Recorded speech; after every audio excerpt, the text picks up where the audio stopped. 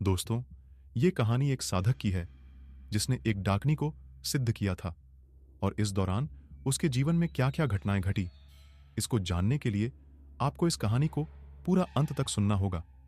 तो चलिए, ज्यादा समय बर्बाद ना करते हुए सुनते हैं आज की ये डरावनी कहानी।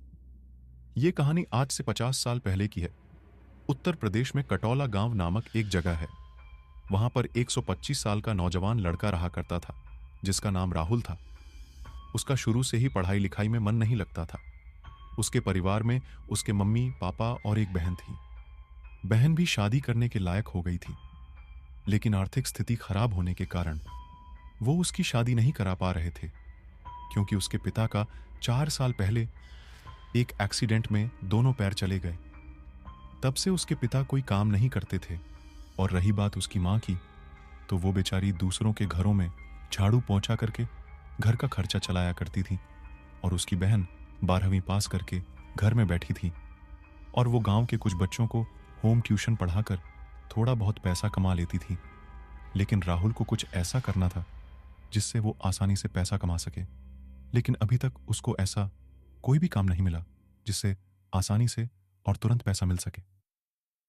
ऐसा नहीं था कि वो लालची और कामचोर था, वो तो बस अपने घर की स्थिति को जल्द से जल्द ठीक करना चाहता था। अब उसने साइकिल की दुकान में काम करना शुरू कर दिया था। तभी एक दिन उसके गांव में एक अघोरी बाबा आते हैं और उसने देखा कि वो अघोरी बाबा देखने में काफी डरावने लग रहे थे। बड़ी बड़ी दाढ़ी, गले में बड़ी बड़ी रुद्राक्ष की माला और पूरे शरीर पर भभूत लपेटा हुआ था। जब अघोरी बाबा गांव में आए तो लोगों ने उन्हें चारों तरफ से घेर लिया। फिर वो अघोरी एक बड़े से बरगद के पेड़ के नीचे बैठ गए और फिर सभी लोग उनके चरणों को छूने लगे और अपनी अपनी समस्याएं बताने लगे। एक एक करके उस अघोरी बाबा ने सभी के दुखों का निवारण किया। लेकिन सबसे हैरान कर देने वाली बात तो ये थी कि वो सभी लोगों के बारे में सारी चीजें सच सच बता रहे थे और सभी लोग खुशी खुशी अपने घर वापस जा रहे थे, क्योंकि उस अघोरी बाबा ने सभी के समस्याओं का हल बता दिया था। शाम तक पूरी भीड़ वहां से गायब हो चुकी थी और वो अघोरी बाबा उस गांव के बाहर वाले शमशान में जाने लगे। तभी राहुल उनका पीछा करते करते उस शमशान के अंदर चला गया और उस समय करीबन रात के 8:30 बज रहे थे। राहुल पेड़ के पीछे छिपकर उस अघोरी बाबा को देखता रहा तो वो अघोरी बाबा बरगद के पेड़ के नीचे बैठकर कोई साधना कर रहे थे। वो ये सारी चीजें बड़े ध्यान से देख रहा था और वो ये सब करीबन 1.5 से 2 घंटे तक देखता रहा और फिर वापस अपने घर चला गया। लेकिन अब वो सारी चीजें उसके दिमाग में बस चुकी थीं और वो भी अब अघोरी बाबा की तरह ही वो सारी शक्तियां प्राप्त करना चाहता था। वो बाबा अब हर रोज उसके गांव में आते और सभी लोगों की समस्याओं का हल बताते। यहां तक कि उसने ये भी सुना कि वो अघोरी बाबा लोगों का भविष्य भी बताते हैं, लेकिन वो रोज रात को उनका पीछा करता और जो जो वो करते वो उसको बड़े ध्यान से देखता और फिर चुपचाप अपने घर वापस आ जाता। दिन उसके पिताजी ने बोला, बेटा तुम भी उस अघोरी बाबा जी के पास जाओ और अपनी समस्याओं का हल पूछो। लेकिन वो अपने पिताजी से कुछ नहीं कहता, लेकिन रोज रात को वो अघोरी बाबा का पीछा करता और देखता कि वो बाबा कहां कहां जाते हैं और क्या क्या करते हैं। उसने कई बार उस अघोरी बाबा को देखा जो कि काफी ज्यादा हैरान कर देने वाले चमत्कार करते थे। उसके मन में अब यह लालच था कि वो भी उस अघोरी बाबा की तरह ही शक्ति प्राप्त करना चाहता है। फिर एक दिन वो हिम्मत करके उस अघोरी बाबा के पास जाता है और उनको प्रणाम करता है और कहता है, बाबा आज तक मैंने आपसे कुछ भी नहीं मांगा, लेकिन आज मैं आपसे कुछ मांगना चाहता हूं। फिर उस अघोरी बाबा ने कहा, बोलो बच्चा, क्या मांगना चाहते हो? तुम्हारी कोई भी समस्या हो मैं चुटकियों में हल कर सकता हूं। तो उसने कहा, बाबा मुझे आपकी तरह ही सिद्ध चाहिए, क्योंकि मैं अपने जीवन में बहुत ही ज्यादा परेशान हूं। और फिर उसने अपने घर की परेशानियों को बताया तो बाबा ने कहा, मैंने जो सिद्धि प्राप्त की है उसको पाना बहुत ही कठिन है और इसके लिए तुम्हें काफी साहस और दृढ़ निश्चय चाहिए। तो राहुल ने कहा, बाबा मुझे आपकी सारी शर्तें मंजूर है, बस मुझे यह बताइए कि मुझे यह सिद्धि कैसे प्राप्त होगी। तो बाबा ने बताया कि यह सिद्धि करने से पहले मैं तुम्हें कुछ बताना चाहता हूं कि सिद्धि से तुम्हारी जान को भी खतरा है। अगर तुम अपनी जान की परवाह नहीं करते हो तो ही मैं तुम्हें सिद्धि के बारे में विस्तार से बताऊंगा। तो राहुल ने कहा, बाबा मुझे आपकी सारी शर्तें मंजूर हैं, बस आप मुझे बताइए कि यह सिद्धि कैसे प्राप्त होगी। फिर बाबा ने कहा, जिस सिद्धि को तुम प्राप्त करना चाहते हो और साधना को डाकनी साधना कहते हैं। फुर्स अघोरी ने डाकनी साधना करने के विस्तार से पूरी विधि बताई। डाकनी की साधना तुम्हें चतुर्दश कृष्ण पक्ष की अर्धरात्रि से प्रारंभ करना होगा और तुम्हें यह साधना श्मशान या सुनसान जंगल में करना होगा, जहां कोई भी तुम्हें देख ना सके, और सामग्री के लिए तुम्हें मांस, मदिरा, नरकपाल, लाल पुष्प, कुमकुम, सरसों का तेल, नारियल का गोला, किसमस, सूखे मेवे और लाल चंदन की माला, ये सब लेकर तुम्हें किसी सुनसान जंगल में जाकर साधना करना होगा और उस स्थल को सिंदूर और सरसों के तेल को मिलाकर मूल मंत्र को पढ़कर घेरा बनाना है और सामने मूर्ति स्थापित करके तेल का दीपक जलाकर देवी की पूजा करनी है। पूजा के दौरान नरकपाल को स्थापित करके सिंदूर लगाकर उसकी भी पूजा करनी है और पूजा के बाद पूरी विधि से नारियल के जटाओं को जलाकर हवन करना है और हवन करते वक्त तुम्हें 108 बार डाकनी सिद्धि मंत्र पढ़ना है। इस शक्ति को नियंत्रित होने पर साधक को भूत, प्रेत, पिशाच आदि को नियंत्रित कर सकता है। वो इसे किसी भी व्यक्ति के कल्याण के लिए उपयोग कर सकता है। संतान और धन के साथ साथ ये ज्ञान एवं बुद्धि तथा कलात्मकता को भी प्रदान करती है। इसके सिद्धि के बाद साधक इससे असंभव कार्यों को भी सिद्ध कर सकता है। लेकिन डाकनी को सिद्ध करना इतना आसान नहीं है। डाकनी पहले साधा को डराती है, फिर तरह तरह की महक रूपों में भोग के लिए प्रेरित करती है। इसलिए जिसका निश्चय दृढ़ है, सिर्फ वही इस साधनों को पूरा कर सकता है और अपने विचारों को शून्य किए बिना डाकनी सिद्ध नहीं होती। निरंतर अभ्यास से डाकनी को सिद्ध किया जा सकता है। यदि कभी साधना भंग हो गई तो तुम्हें काफी भारी नुकसान हो सकता है। इस सिद्ध से तुम भविष्य भी देख सकते हो, अपना भी और दूसरों का भी। और सबसे जरूरी बात कि तुम डाकनी को बेवजह बुलाकर तमाशा दिखाना या सामान्य भोगों को प्राप्त करने में उपयोग नहीं कर सकते। साधना के समय भयानक आवाजें भी आ सकती हैं। आंधी, तूफान जैसे प्रकोप हो सकते हैं, पर इनसे घबराना मत। साथ ही बाधक को हमेशा दुराचार से बचना चाहिए और लोक कल्याण का भाव रखना चाहिए, अन्यथा वो अपनी सिद्धि खो बैठेगा और उसका बुरा हस्त्र होगा। डाकनी के साधक को किसी पर भी क्रोधित होने से बचना चाहिए, क्योंकि सच्चा साधक अपनी ताकत का प्रदर्शन नहीं करता। ये सारी बातें राहुल बहुत ही ध्यान से सुन रहा था। फिर उसने कहा, बाबा मैं ये साधना करने के लिए तैयार हूं। फिर उस अघोरी ने कहा, एक बार फिर सोच लो, कहीं तुम्हें पछताना ना पड़ जाए। तो राहुल ने कहा, बाबा मैं अपने घर वालों के लिए और दूसरों के लिए कुछ अच्छा करना चाहता हूं, इसलिए आप मुझे मार्गदर्शन दिखाएं ताकि मैं अपने साधना में सफल हो सकूं। तो सघौरी बाबा ने कहा, यह साधना केवल 3 दिनों की है और अगर तुम इसमें सफल हो गए तो डाकनी तुम्हें प्राप्त हो जाएगी। लेकिन एक बात याद रखना, जब डाकनी तुम्हारे सामने प्रकट होगी तो वो तुमसे यह सवाल जरूर पूछेगी कि तुम मुझे किस रूप में प्राप्त करना चाहते हो, माता बहन या फिर प्रेमिका के रूप में। लेकिन तुम याद रखना कि तुम्हें उसे माता के रूप में ही सिद्ध करना होगा, तभी जाकर तुम्हें सिद्धि का बहुत ही अच्छा परिणाम मिलेगा। यह सुनकर राहुल अघोरी बाबा को धन्यवाद कहता है और अपने घर वापस चला जाता है। अब रात भर उसे नींद नहीं आती और वो बस उस साधना के बारे में सोचता रहता है। धीरे धीरे करके वो सारी सामग्री को इकट्ठा कर लेता है जो जो उस अघोरी बाबा ने बताया था। लेकिन बस एक सामग्री की कमी थी जो कि साधना में सबसे ज्यादा जरूरी थी, और वो थी इंसान की खोपड़ी यानी कि नरकपाल। इसकी कमी के कारण वो इस साधना को पूरा नहीं कर सकता था। वो 1 हफ्तों तक इधर उधर नरकपाल की तलाश में भटकता रहा, लेकिन उसे वो चीज प्राप्त नहीं हुई। हार मानकर वो फिर से उस अघोरी बाबा के पास गया और उसने अपने समस्या का हल पूछा। तो उन्होंने कहा, अगर तुम्हें नरकपाल नहीं मिल रहा है तो तुम किसी बंदर की खोपड़ी को उपयोग में ले सकते हो, लेकिन उसे श्मशान के दक्षिण दिशा में बैठकर उस बंदर के कपाल को जागृत करना होगा, तभी जाकर तुम्हें इस साधना में सफलता प्राप्त होगी। इतना सुनकर वो थोड़ा बहुत खुश हुआ और किसी तरह करके उसे एक बंदर का कपाल मिल ही गया।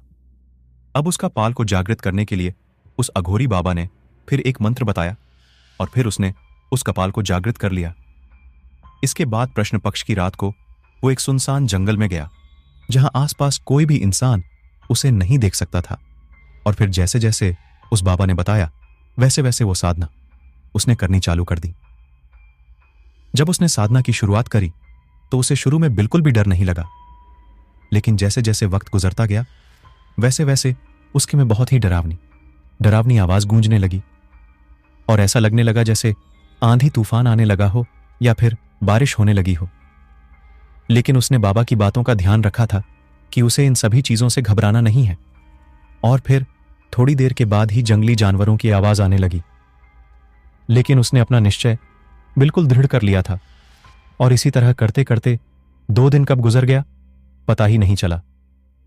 लेकिन फिर तीसरी और आखिरी रात जैसे ही उसकी साधना पूरी होने वाली थी तभी उसे ऐसा लगा जैसे कोई उसके पास आकर उसके चारों तरफ गोल गोल घूम रहा है और उसके कानों में किसी के हटने की बहुत ही ज्यादा डरावनी आवाज आ रही थी। लेकिन फिर भी वो घबराया नहीं और उसने अपनी साधना को पूरा कर लिया। तभी उसके कानों में आवाज गूंज, आंखें खोलो राहुल। जब उसने अपनी आंखें खोली तो सामने एक औरत खड़ी थी जो दिखने में बिल्कुल काली जी की तरह दिख रही थी और वो काफी ज्यादा लंबी और डरावनी लग रही थी और उसके एक हाथ में बहुत पुरानी और एक मोटी सी किताब थी। इतना देखकर राहुल काफी ज्यादा घबरा जाता है, लेकिन फिर भी हिम्मत करके वो उसको प्रणाम करता है। फिर वो औरत बोलती है, राहुल तुमने मुझे सिद्ध कर लिया है और अब तुम मुझे बताओ कि तुम मुझे किस रूप में प्राप्त करना चाहते हो। तो उसने बोला, मैं आपको अपनी माता के रूप में प्राप्त करना चाहता हूं, क्योंकि राहुल के अंदर इतना बल नहीं था। प्रेमिका के रूप में स्वीकार करे। और उस अघोरी बाबा ने भी केवल माता के रूप में ही प्राप्त करने को कहा था, जिसके कारण राहुल ने उसे माता के रूप में ही प्राप्त करना सही समझा। इतना सुनकर वो डाकनी बहुत जोर जोर से हंसने लगी और कहा, ठीक है, आज से तुमने मुझे माता के रूप में सिद्ध कर लिया है। फिर राहुल ने तुरंत बोला, माता क्या आप मुझे वो सारी शक्तियां मिल सकती हैं जो मैं चाहता हूं। यह सुनकर डाकनी ने कहा, तुम्हें किस प्रकार की सिद्ध चाहिए, मुझे बताओ तो।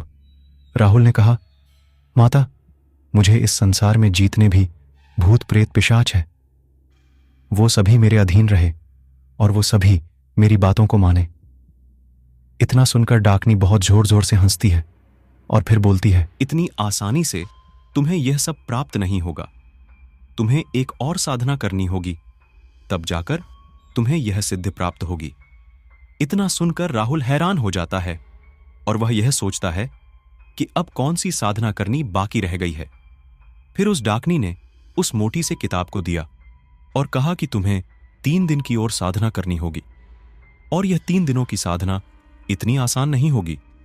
तुम्हें मेरा मंत्र तो जाप करना ही होगा, साथ ही इस किताब में जितने भी मंत्र लिखे हुए हैं वो सभी को तुमको एक साथ पढ़ना होगा। लेकिन जब तुम इस किताब को पढ़ोगे तब तुम्हें आभास होगा कि तुम्हारे चारों तरफ भूत प्रेत पेशाच भटक रहे होंगे, लेकिन तुम्हें घबराना नहीं है। इतना सुनकर राहुल परेशान हो जाता है और वो कहता है, माता ये कैसे संभव है, क्योंकि एक समय में मैं केवल एक ही चीज कर सकता हूं, या तो मैं आपकी साधना करूं या फिर इस किताब में दिए हुए मंत्रों को पढ़ूं। तो माता ने कहा, ठीक है, मैं तुम्हें एक शक्ति देती हूं जिससे तुम आंख बंद करके भी इस किताब को पढ़ पाओगे और साथ ही मेरा मंत्र जाप भी कर पाओगे। इतना सुनकर राहुल काफी ज्यादा खुश हो जाता है, लेकिन कहानी में सबसे ज्यादा तो अब आता है। डाकनी ने अपनी शक्ति से एक कन्या को प्रकट किया और डाकनी कहती हैं कि तुम्हें अपने पूरे कपड़े उतारकर इस साधना को करना होगा और साथ ही यह कन्या तुम्हें साधना के दौरान परेशान करेगी और तुम्हारे साथ करने की इच्छा को जगाएगी। और अगर तुम अपनी साधना से भटक गए या फिर तुम्हारे मन में भी अलग करने की इच्छा थोड़ी सी भी आई तो उसी वक्त यह कन्या तुम्हें जान से मार डालेगी। इतना सुनकर राहुल और भी ज्यादा घबरा जाता है और बोलता है, माता ये कैसे संभव है। लेकिन वो डाकनी बिना कुछ बोले वहां से गायब हो जाती है। अब राहुल के पास ये साधना करने के अलावा कोई और रास्ता ही नहीं था। लेकिन एक बात तो कहनी पड़ेगी कि वो लड़की देखने में किसी अफसर से कम नहीं लग रही थी, और अगर इतनी सुंदर लड़की किसी को आस्को करने के लिए उकसाएगी तो वो इंसान चाहे जितना भी दृढ़ निश्चय वाला क्यों ना हो, वो बहक ही जाएगा।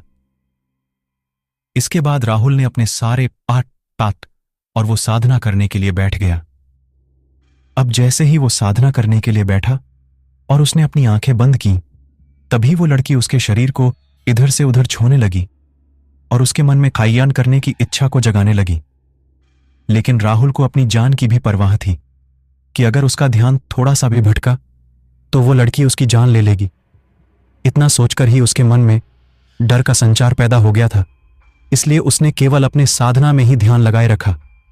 और फिर इसी तरह 3 दिन बीत गए और उसी रात फिर वो डाकनी प्रकट हुई और उसने राहुल को कहा, पुत्र, तुमने सफलतापूर्वक सिद्धि को प्राप्त कर लिया है और आज से इस संसार में जितने भी भूत प्रेत पेशाच है, जो भी तुम्हारे अधीन रहेंगे, लेकिन याद रखना, इस संसार में कुछ ऐसे प्रेत और पिशाच है जिनको तुम्हें खुद अपने से सिद्ध करना होगा। और साथ ही अब से ये कन्या हमेशा तुम्हारे साथ ही रहेंगी। और ये कोई साधारण कन्या नहीं है। जो तुमने सिद्धि प्राप्त की है, ये वही शक्ति है। इसके बाद उस डाकनी ने यह कहा कि ये कन्या तुम्हें हर मुसीबत से बचाएगी और साधना करने में ये तुम्हारी हमेशा मदद करेगी। लेकिन सबसे जरूरी बात याद रखना, जो कि एक शक्ति का ही रूप है। तुम इसको गलती से भी किसी और को मत देना नहीं, तो जो तुमने सिद्धि प्राप्त की है वो सारी सिद्धियां तुमसे छिन जाएंगी और तुम फिर से एक साधारण से इंसान बन जाओगे। ये सारी बातें राहुल बड़े ही ध्यान से सुन रहा था। और फिर जब डाकनी जाने वाली थी तो उसने जाते जाते कहा कि राहुल, तुम मुझे अपने जीवन में केवल एक ही बार बुला सकते हो और उस समय में तुम्हारी केवल एक बार ही मदद कर सकती हूं। इसके बाद तुम पूरे जीवन मुझे कभी नहीं बुला सकते। इतना कहकर वो डाकनी वहां से गायब हो जाती है। फिर उस कन्या ने राहुल से कहा, अब मैं तुम्हारे साथ हमेशा रहूंगी, लेकिन उसके लिए तुमको मुझसे शादी करनी पड़ेगी। और जब तुम मेरे साथ मैठाहान करोगे तभी मैं तुम्हारे हर एक कार्य में मदद करूंगी और तुम्हारी साधना पूरी करने में मदद करूंगी। इसके बाद राहुल ने उस कन्या से शादी कर ली और खुशी खुशी वो अपना जीवन बिताने लगा। उस कन्या ने उसको जीवन की सारी खुशियां दी और जब उस कन्या का करने का मन करता तब वो राहुल के साथ संभव करती। जब वो उस कन्या को घर लेकर पहुंचा तो उसने अपने माता पिता से ये बोला कि वो इस लड़की से प्यार करता था और उसने इस लड़की से प्रेम विवाह कर लिया है। यह सुनकर उसके घर वालों को थोड़ा अजीब लगा, लेकिन वो लड़की इतने सुंदर थी कि उसके घर वालों ने उसे खुशी खुशी स्वीकार कर लिया। इसके बाद अब उसके घर में पैसों की कोई कमी नहीं रहती और धीरे धीरे करके उसने अपने टूटे फूटे घर को एक महल की तरह बनवा लिया और कुछ ही महीनों में उसने अपनी बहन की शादी बहुत ही अच्छे घर में करवा दी। इसी तरह वक्त गुजरता रहा और वो गांव में अब सभी लोगों की मदद करने लगा था, क्योंकि उसके पास ना तो पैसों की कमी थी और ना ही दिव्य शक्तियों की।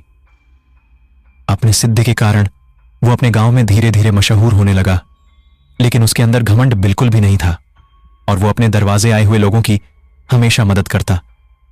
करते करते कई साल बीत गए और फिर कुछ सालों के बाद उसके माता पिता के मृत्यु हो गई। यह राहुल के लिए एक सदमे से कम नहीं था, लेकिन उस सेविका शक्ति ने उसे साहस दिए और कहा कि तुम्हें अपने जीवन में बहुत कुछ करना है, इसलिए तुम इन सब बातों पर ध्यान मत दो।